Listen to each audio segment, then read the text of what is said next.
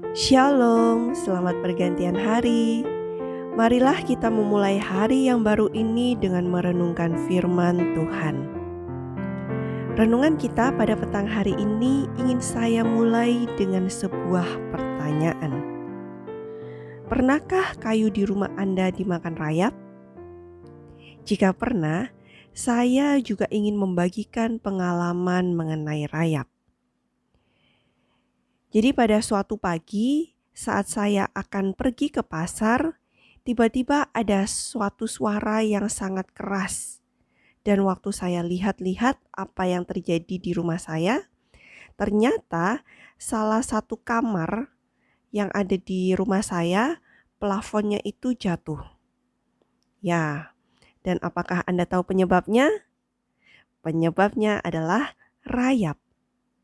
Dan singkat cerita saya memanggil tukang rayap dan mereka mengatakan bahwa rumah ini hampir seluruh kayu-kayunya itu sudah dimakan rayap. Dan pembasmi rayap ini juga mengatakan bahwa ya sudah ada sekitar 2-3 tahun harusnya rayap ini ada di rumah saya. Sehingga bangunan sudah cukup banyak yang rusak. Jadi saat saya mendengar bahwa rayap ini merusak, tiba-tiba saya langsung teringat dengan ayat yang ada di Alkitab. Kira-kira ada yang mau menebak ayat apa yang ada di pikiran saya? Ya, mungkin beberapa sudah bisa menebak ya. Ayat tersebut terdapat di dalam Matius pasal yang ke-6, ayat yang ke-19 hingga yang ke-20. Dicatatkan demikian. Janganlah kamu mengumpulkan harta di bumi. Di bumi, ngengat dan karat merusakkannya. Dan pencuri membongkar serta mencurinya. Tetapi kumpulkanlah bagimu harta di sorga.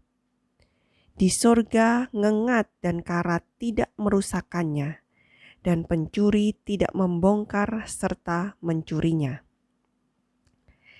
Saat kita membaca ayat tersebut, mungkin kita bertanya, bagaimana caranya kita mengumpulkan harta di surga? Mungkin jika kita mengumpulkan harta di dunia ini atau di bumi, ya kita bisa dengan cara bekerja, mencari uang, lalu kita taruh di bank ataupun di celengan, ya. Tetapi kita mungkin bertanya, lalu bagaimana caranya kita bisa mengumpulkan harta di surga? Untuk menjawab pertanyaan ini, mari kita sama-sama membaca apa yang Rasul Paulus tuliskan di dalam 1 Timotius pasal yang ke-6, ayat yang ke-18 hingga yang ke-19. Demikianlah firman Tuhan.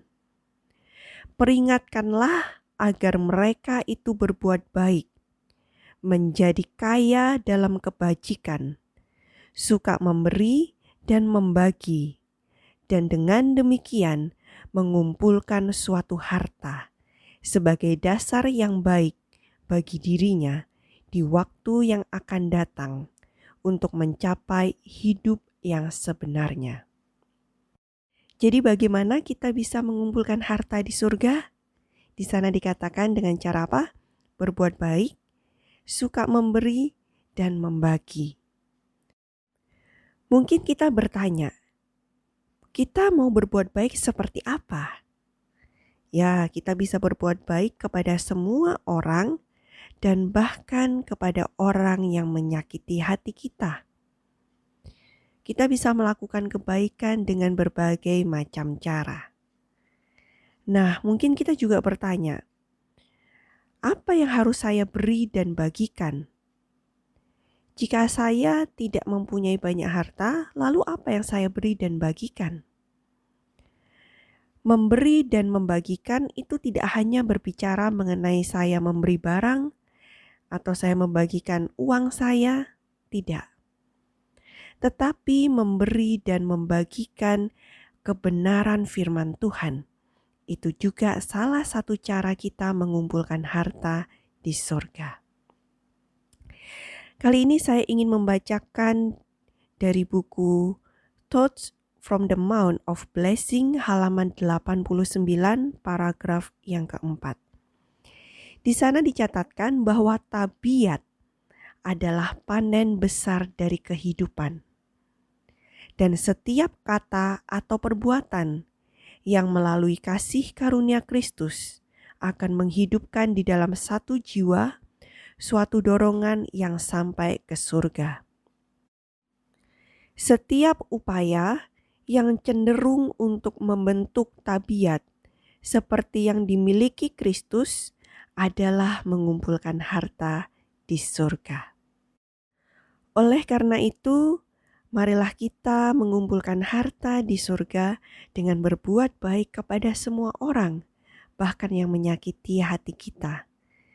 Kita harus suka memberi dan membagikan, bukan hanya berbicara mengenai harta yang kita bagikan, tetapi juga kebenaran firman Tuhan.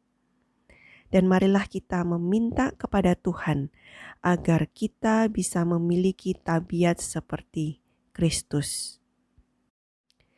Kiranya renungan pada petang hari ini boleh menguatkan kita bersama untuk memiliki tekad mengumpulkan harta di surga dibandingkan harta di dunia. Karena di surga, ngengat dan karat tidak merusakkannya, dan pencuri tidak membongkar serta mencurinya. Selamat pergantian hari dan Tuhan memberkati kita semua. Amin.